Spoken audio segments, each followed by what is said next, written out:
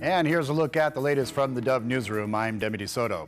The Dove continues to look at the people, the issues, and the measures that you want to know about leading up to the November ballot measure and the election. Today, we're going to look at Jackson County Assessor's Office. And David Aerosmith is a veteran of the United States Army. He graduated from San Jose State University, and he's been an Oregon licensed tax accountant en route to wanting to be your Jackson County tax assessor.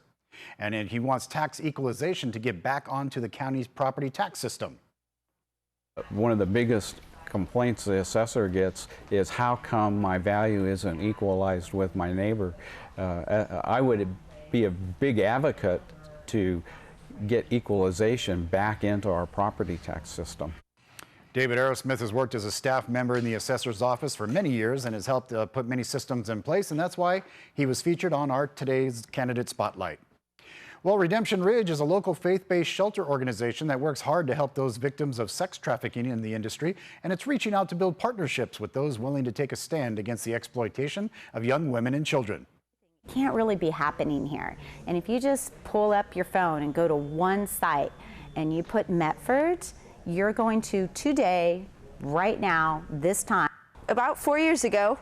Can't really be happening here. And if you just pull up your phone and go to one site and you put Medford, you're going to today, right now, this time, pull up probably about 16 ads that is selling people in our community on one site. And while it may be impossible to know exactly how many children are being sold in trafficking rings, according to the U.S. Department of the State, there are more than 300,000 youth at risk for trafficking in underground industries in the United States annually.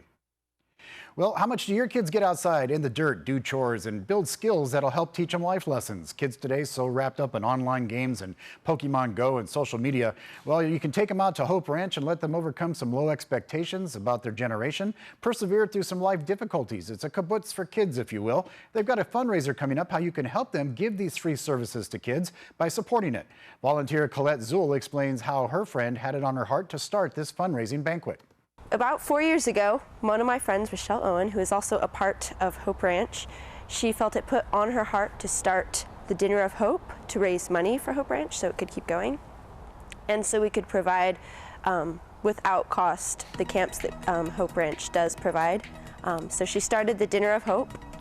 And Hope Ranch is having a Dinner of Hope benefit on August 18th at the Medford First Church of the Nazarene. You can become a sponsor, a donor, you can help attend and raise funds, and they don't charge for their ministry, so it's free services. You can check them out by emailing them at givehoperanch@yahoo.com or give them a call at 541-951-3712 to get involved.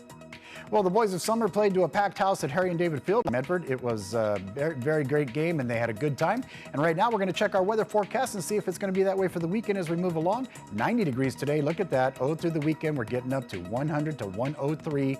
And then for Klamath Basin, upper 80s and then 90s by Saturday and Sunday. Over at the Oregon coast, some clouds and temperatures in the 70s. And we'll see for Central Oregon, sunshine all the way across. And we'll see for Southern Oregon, sunshine all the way, 100-degree temperatures by the weekend. And that's the latest. Join us for more Mornings on the Dove weekdays from 6 to 9.